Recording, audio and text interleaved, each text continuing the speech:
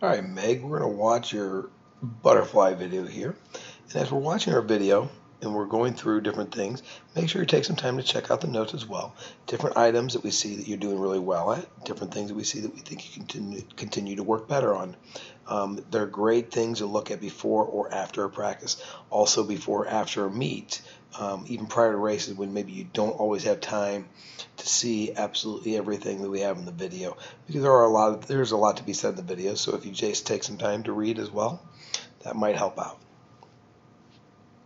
So as we get ready to start this video over, we'll kind of go step by step and see what we can do to help you out. All right. So the first thing I want to talk about is how good those eyes are right there. You always want to make sure your eyes are looking straight down. Okay. If you keep that head position looking down, that's basically keeping your spine in line, as we talk a lot about. But if you keep that head position looking down, your butterfly is going to continue to get stronger.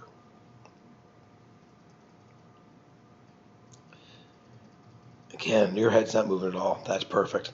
Absolutely love the head position.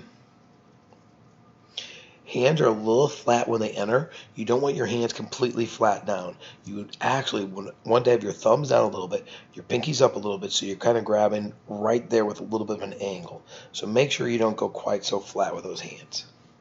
Eyes are still looking down, which is great. You got a nice two-beat kick there too, Meg. Absolutely. I mean, you're kicking at the top of your stroke, you're kicking at the bottom of your stroke.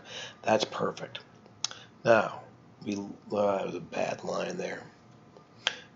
We like how you've got your elbows bent here and here. You're doing a good job of trying to pull that stroke. We're going to look at another video later where you're kind of looking straight on. I believe what we're going to see is that we need to get those hands a little bit closer underneath our body, but you've got the right idea, so you're very close to where you want to be. The other thing is you're doing a great job of bending your knees a little bit to get that kick in nice and strong, and that's excellent. Again, you're keeping your head down so well. All right, we got a breath here. That's a nice early breath, Meg. Again, you can see you're pushing that water back towards the opposite wall. It's exactly how you got a swim butterfly. Perfect. As your head starts to come in, your head is coming in almost at the exact same time as your hands. There's your head. It just came in. Then your hands are just a split second later. So let's make sure we work on making sure that we're not breathing so long above the water that it takes us too long to drop down. So get that head down a little bit quicker.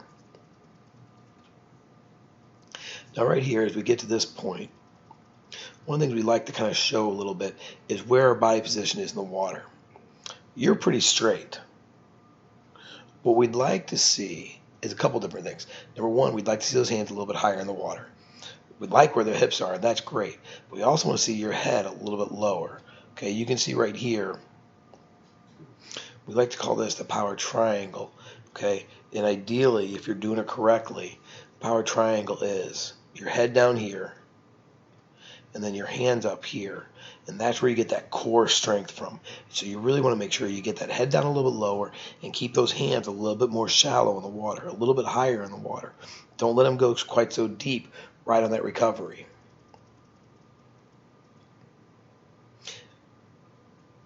Good job of breathing early. You can see right here your head starting to come up. You're really about 25% into your stroke, so that's a very good job, Meg.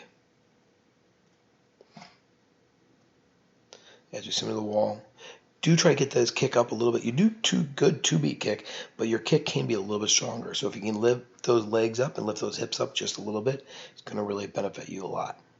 Now, don't breathe last stroke in. There's no reason to breathe that stroke. You're going to get a breath right here, so don't breathe. The other thing you can kind of see, you've got your knees kind of tucked in and your ankles kind of crossed.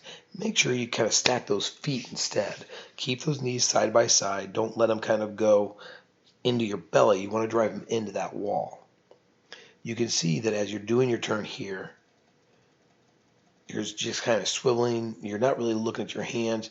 Your knees are facing this way. Your feet's a little high. Ideally, what we want to see is your feet are down here Your knees are right about here, and you're pushing off on a slight angle coming forward. So don't go quite so sideways. All right? As you push off the wall, you can see your streamline is there. It could be a little bit tighter. Good job of waiting to do the dolphin kicks. There's your second, third, fourth. So you did 4 kicks, maybe 5, but you lifted up that chin a little early. We want to see 6 dolphin kicks all the time, and we don't want to be breathing that first stroke. Look what happens when you breathe that first stroke. Your whole body is almost in a really long space where you're going to get a lot of drag. Okay, so if you can keep your hips up here, you get a stroke or 2 in, then all of a sudden what you're going to do is you're going to be right on top of the water when you start swimming, which is perfect. Okay, so just keep working at that. Good job of getting your head down. Good first kick, Meg. Got to keep working on that second kick, though. You're doing fantastic. Keep it up.